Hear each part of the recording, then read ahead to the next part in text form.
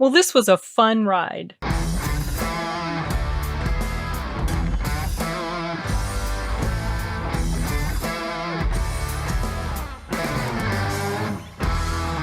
Okay, so right off the bat, I'm going to jump into explaining what this movie is about.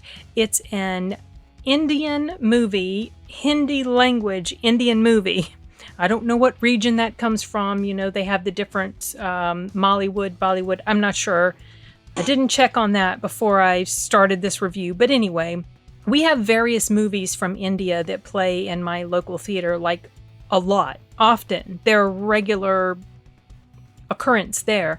And I was in the mood to watch another Indian language movie, but I wanted to see one on the big screen. Now, the big one that's in our area, in addition to this, is RRR. And I've seen clips of the trailer of that. I kind of know what the synopsis of it is about. I thought about watching it, but I wasn't sure if I really wanted to go see that one. And then when I found out about this other one, the premise of the movie is so much more of interest to me than what RRR is about. And so I decided I would go to see this. The name is called Attack. It's listed as being part 1. No idea when part 2 will be coming out. They just say part 2 is coming soon at the end. I thought this movie was going to end on a cliffhanger because of that, but it did not, fortunately. And it is starring an actor I've never seen before, but there's a lot of actors and actresses from India that I have no exposure to at all because I haven't watched a lot of Indian language movies, but whatever. His name is John Abraham, and the actress's name who played his love interest in there, her name was Jacqueline Fernandez. And the premise of the story is he's a soldier. I think it starts off in like 2010. He's a soldier, and it shows like this mission that he's on. And then it jumps forward in time, I guess, to like present day or something like that. And he meets this girl, he falls in love, and something happens not long after that that just causes his life to just completely be upended. He becomes severely wounded during an event, and he's paralyzed from the neck down. And so in the meantime, there's this like program, or the Super Soldier program. I think they specifically mention it or refer to it as Super Soldier. And it has something to do with installing like an AI chip in the base of his brain or in his neck or something, and the AI will take control of his body. And they show different examples of real life situations like that where they're attaching machines to people that can't walk, and they're able to move because of that. And so this is obviously quite exaggerated form of that, much more flashy sci-fi type deal going on in this movie. So it is an interesting concept to me. Certainly nothing revolutionary or hugely new. I mean, I have seen people comparing this to the movie Upgrade. In my opinion, this one was more fun.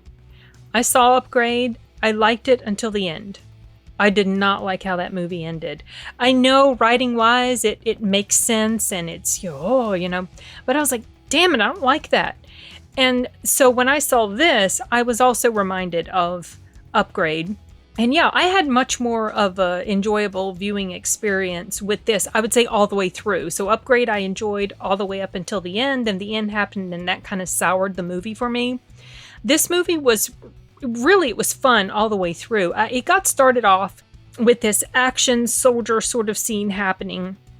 The score that was going on kind of gave me almost Winter Soldier vibes, to sort of elements of the score from that movie kind of sort of gave me that feel as I was watching this. And the action scenes were really cool. I really like the fight choreography. I like how the camera work was done when the fight choreography would happen. There was maybe one instance where I noticed that obviously they were not trying to hit one another because it was choreographed, but it was only once. Most of the way the scenes were filmed were kind of like either really like fast in normal motion because well, maybe some of it was sped up, or slow-mo to show the intricacies of everything that was happening, or with very shaky cams, which shaky cam a lot of times will cover up certain issues in fight choreography. And so I felt like that sort of thing was really well done. There was maybe one time where I felt like a little dizzy because the shaky cam was a bit too much, but it wasn't something that was an issue throughout the film or anything like that. So I really enjoyed that aspect of this movie. I thought the acting was pretty good. I mean, it wasn't as intensely emotional as the acting in Manal Morale, let's say. But honestly, I went into this movie thinking, man, I really do believe I've been spoiled by Manal Morale. I might not like this. I didn't even watch a trailer before I went in. I didn't want to, actually. I just wanted to go in as blind as possible, except for the fact that I just knew the basic premise. And I'm kind of glad I did that. Sorry, my chair is the squeakiest thing. It's so ratty and old and messed up, and it just makes all sorts of noises when I move around. Part of me is really glad I didn't know anything about it going in, because when I was watching the fight choreography and the slow-mo and the action and stuff like that, it was completely new and fresh. I hadn't seen any of it before, and I was really impressed. I wouldn't mind watching this movie again, and I'm looking forward to part 2. Like I said, no idea when it's coming out. This movie, I think, is probably being a bit overshadowed by Triple R. Compared to this film, Triple R had 3 separate types of showings. It had 3 different languages that it was showing in, all with English subtitles. This one was only showing in Hindi with the English subtitles. And yeah, Manal Morale. Triple R had multiple show times per day. This one only had like maybe 3, something like that. Well, anyway, whatever. So I don't know that this is going to get a lot of attention here.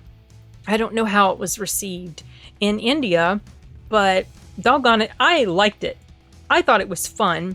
I also liked the fact that in a lot of ways, he reminded me, the situation going on with him, I was thinking to myself as I'm watching, I was like, you know what? This is like Iron Man, because he talked with his AI just like Tony Stark talked with Jarvis. I was like, this is like Iron Man, except his body is the suit. I mean, it wasn't really like the suit, but his body was like he was a super soldier, and he could do these crazy things. Like, he wasn't superhuman to the point that he couldn't be taken down or couldn't be injured or whatever.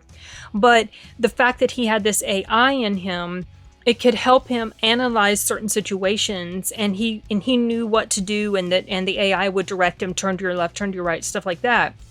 And also, some of the ways the film was shot was kind of like a video game. There were several times where you would be seeing what he's looking at through his eyes, like the grid, and he would be able to pull up these virtual type of, images up into the air in front of him and look at stuff. And it would oftentimes make these video game sounds. I think I caught at one point there was like a Pac-Man sound, the burr, burr, burr. I don't know, something like that. I was like, that sounds like Pac-Man. And then there were other times where it would show what looked like a perspective from a first-person shooter, where you would just see his hands and stuff like that. I thought that was really well done. Another thing I appreciated about this was the comedy. Now, some of the comedy was a bit cheesy-ish, especially well, this isn't necessarily related to comedy, but like, let's say the romance. A lot of times, romance as represented in, well, from what I can tell so far, and I've noticed this from like the music videos that used to play in the Indian restaurant where we would go eat all the time, and in Manal Morale, that a lot of times romance is a bit cheesy in some of these films. Now, granted, my exposure is extremely limited. I'm just going off of the little bit that I've noticed so far. So the setup of when they met, him and his love interest when they met, that was like, okay, it was cute, but it was kind of like, all right, and then he's all awkward and trying to be cool, but being kind of silly. And she knows he's trying to make an impression on her, and she gets tickled by it. And then it has this little montage of their relationship as it's going on. And so that was that was okay. It was just parts of it were like, and the song, the music video sort of thing that would go on a lot of times during the romance parts, it was just like, wow, that's really feeling heavy-handed. We know he really loves her, it got a little sappy. Maybe that's another word. It's not a huge complaint. It's just something that's like, okay, let's get to the action. I want to see some fighting. I want to see some, blood, and I want to see some pain and all. That sounds so awful, but I was ready to move past that romance part. The romance part of it is quite important with regard to his character and just the way that he is and the way he deals with the stuff that has happened to him. But that's, whatever. The comedy and the dialogue, I think I was starting to talk about that. Was I? Well, whatever. I've got it written down in my notes here. I wrote here, comedy in the dialogue, especially between the MC and his AI. If anything sort of steals the show in this movie for me, it's his interaction with the AI, because they have this sort of like a bickering type of thing going on. They have these little mini spats, and it's kind of funny. And sometimes it's in the middle of like something that's getting ready to happen, and he's sitting there arguing with his AI, and it's just... I actually laughed out loud during some of the parts, and I'm glad I was all by myself in the theater. Yeah, there was nobody else. I went to the afternoon showtime. So I really enjoyed that aspect of it. It was almost like a relationship he had with the AI. It was like a relationship. It was important. He had to, what was it they called it? He had to sync with her or something like that. He had to 100% sync with her. And it was something that happened over the course of the film. It wasn't something that happened, immediately. Also, I liked when, after he has this chip put in him, how it shows him, learning to adapt to his new reality, that it wasn't something he was just able to hop up and do. It showed him struggling. I also like that it showed him, so like he's very built, but we don't see this until after we see his progression of adapting to the AI and getting stronger. Because if they had shown him to us before he got this chip, it would have been like, nah, there's no way, because he had been paralyzed, and he'd been paralyzed for a while. I got the feeling it was probably like a year. So, his muscles would have atrophied. And in the beginning, when he does like basically come online with the AI, it does show he's very weak. He can barely stand. He's shaking to just stand up. And so I like that part of it. I like that little touch, It wasn't something that went on too long. It's compressed. It's showing just basically his training. And then eventually he learns to fully adapt to the AI and learn to use it to accomplish his goals. There are some stumbles along the way, because sometimes he overestimates or underestimates and doesn't quite, he doesn't always accurately predict what he's able to do, and sometimes he misjudges or whatever. So, something else that I liked about this, it was just not a huge part in the film, but it was something that reminded me a bit of Manal Murali. And I didn't mention this in my review of Manal Murali, but in this film and also in Manal Murali, there is a female character, a major female character. And in both of those movies, there are events that happen with their characters where they're kind of off in a situation of their own. So the main character's off doing his thing, fighting the big bad. And the female character is also in a situation where she is able to deal with whatever situation she's got going on. So in other words, she's not the helpless sort of female that has to be rescued every time. But she's also not like running in there saving the day for everybody everywhere, like how I don't need no man. It was not like that at all. In both of those movies, it wasn't like that. It was just more like, okay, he's dealing with his stuff, she's dealing with her stuff, and it shows how she's able to do whatever she needs to do to get out of the situation or help the people around her get out of the situation that they're in. And I appreciate that. I thought that was pretty well done. So as far as cons, I really don't have many besides some of the stuff I already mentioned, like the sort of the, sappy romantic type of stuff going on, which that really wasn't a huge deal. It certainly wasn't enough to put me off of the film or anything. But like, there were things that happened that didn't make sense to me. It was really minor stuff. Like, so there's a scene where a certain someone, these bad guys are going in to try to capture or take hostage this important figure. And they go in, he's got his guards around him or whatever, and they go in and they just shoot all through the room. It's like a hallway, not a room, like a hallway. And they just shoot all through the room. So I think it's a hallway. And the aim was to get hold of this important person. But when you just open up and you just start shooting at everybody, how do you know you're not going to kill this person that you just want to take hostage? That kind of jumped out at me as like, well, that wasn't executed very well. I think they should have done that a little bit differently. And also there was another thing that happened where the main character has this, it looks like a very obvious vulnerability, and I would have thought that maybe that should have been something that would have been incorporated, like let's say in his armor or in his gear. In his outfit, in his fatigues. I don't know what the heck. The military outfit, his outfit that he's in. I think that, and actually, right as I saw it, this vulnerability, I was like, why didn't they cover this thing up? And then as soon as I thought that, something happens to him in that very same spot. So I feel like maybe that could have been something done a little different. Like maybe this vulnerable part of him could have been hidden away and maybe exploited in a different way to cause this vulnerability to happen to him. I mean, it's going to happen because they reference the possibility earlier in the film, but still it felt to me like it was a little too easily done.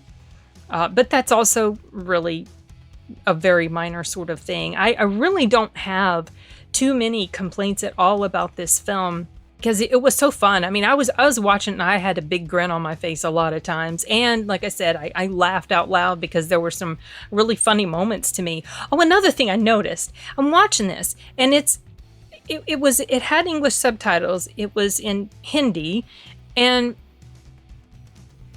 they were mixing English all into the dialogue. And I knew that this was a thing because I've seen other, I saw Manal Morali, I saw that crazy, really out there film. But it was like so much more than what it had been in those other films. Like sometimes they would say entire sentences, entire back and forth dialogue in English, but then they would also insert it into the middle of sentences, kind of like Spanglish, how a lot of people do here, where they talk in English, but inside is Spanish is all woven in. And that was happening a lot in here. And so I would be like, that when they would be speaking in English, I'd be, oh, okay, English. So I would turn my eyes away from the subtitles, but then they were actually mixing a lot of times. And so I'd have to be reading the subtitles. And it was just like, I was like, this is so great. But I guess about a fourth of the way or third of the way through it, I got used to it and it wasn't that big of a deal. But initially I was like, well, I don't know, should I be reading or should I just be listening? But then they'd start talking in this other language and I'm like, no, I don't know what they're saying. I need to make sure I'm reading. Oh no, they're speaking in English. Let me just look. No. Now they're like, it was kind of funny. It was fascinating to me how they would just go back just in between the languages like that. I thought that was really cool. But other than just, lame, cheesy-ish sort of dialogue, some of the characters were a bit over the top and a little comedic. Like there was this guy who, this important guy gets taken, so some other guy has to fill his shoes in the meantime. And he was a bit, I want to say over the top, because it wasn't so out there that it was ridiculous, but he was kind of a silly character. He was supposed to be. They were even making some kind of jokes about the way he was acting because of how inept he was ultimately. And then, of course, later on, he tries to take all this credit for something he really didn't do, and it was just like, okay. But can't really classify that as a complaint because he was supposed to be sort of a joke of a character, and he was. But yeah, as a whole, I thought this was fun. It wasn't super long. Like Manal Murali it was quite long. Triple R is about 3 hours long, but this was just a little bit more than 2 hours. There's nothing mid-credits or at the end of the credits. So actually, if you stopped watching it as soon as the credits roll, then it's even less than 2 hours. So I thought this was extremely fun, and I hope that part 2 gets made. For some reason, I just was under the assumption that part 2 was already made and they were just going to release it in 2 separate. But no, I guess I just had the wrong idea when I went in. I think the reason that I thought part 2 had already been made, there were 2 reasons. One was because I knew that a lot of Indian language films are really long, and I saw this was only 2 hours, so I was like, well, maybe the whole movie was more like 4, and so they just cut it in half so that it wasn't terribly, terribly long. And also, there was a point in the movie where something happened, and it was probably an hour and a half into the film or more, and all of a sudden, this big thing had occurred, and so then they were transitioning to the story moving forward, and they flashed on the screen interval. I assume that meant something like intermission or something. It didn't last long. It didn't last as long as like the intermission screens used to last. But I was thinking, well, I wonder if that was like a marker that they had put in the original film when they cut it in half, and but I was like, no, that doesn't make any sense, because I don't know. I have no idea, but hopefully we will be treated to a part 2. And this main story does really wrap up. So it's not like it would just be more a continuation with the main character. Oh, another thing I was going to say, one of the baddies in here, I really liked how the actor played that part. He's, I don't want to give away too much about him. It's not like it's a big, huge secret or whatever, but you'll know who he is there's different bad guys. This is a bunch of terrorists and stuff that are in, the main antagonists in the film. But the head terrorist guy that is exposed or revealed as the movie goes on, I thought that the guy who played his part did a really good job. I have no idea. I've never seen him, but I thought he was a good pick for the role. He wasn't like over the top and ridiculous, and he was sufficiently sinister. Like, you knew this dude meant business, and he wasn't a clown character at all. So anyway, yeah, all in all, I had a fun time, and I look forward to the next movie. Whenever it comes out, I have no clue if it's going to come to my theater, but I will be keeping an eye on this now to see if it's going to happen, and if it does, will it be coming to my area? And if it does, I will definitely be there. So yeah, this was more enjoyable and more fun, and this might not be saying much. Well, yes, it's a given it was better than Moonfall, all right? But it was a lot better than Morbius because the characters felt more... Morbius felt flat. It just felt meh. These characters, despite certain issues throughout the story with some of the characters, these characters, the way they were written and the way they were acted, they just felt like they had more substance to them. And there was something about the story that just drew me in so much more. And the excitement level I felt when I was watching this was so different from when I was watching Morbius, like I said, where I was just like, oh, okay. That occurred to me as I watched. I was like, wow, this is so much more of an exciting, fun viewing experience than Morbius. And while this is nothing incredibly new or revolutionary as far as stories go, I thought it was executed in such a fun way that this is certainly something I wouldn't mind adding to my movie collection if it ever becomes available to me. So, yeah. If you like action, if you like sci-fi, if you don't mind reading subtitles, if you love Indian movies, then check this out. I think you'll like it. Hope you will. I hate to give out recommendations and then find out that people are like, oh, that was awful. But whatever.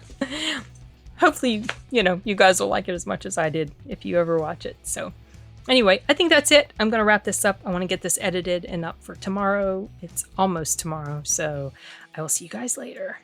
Adios.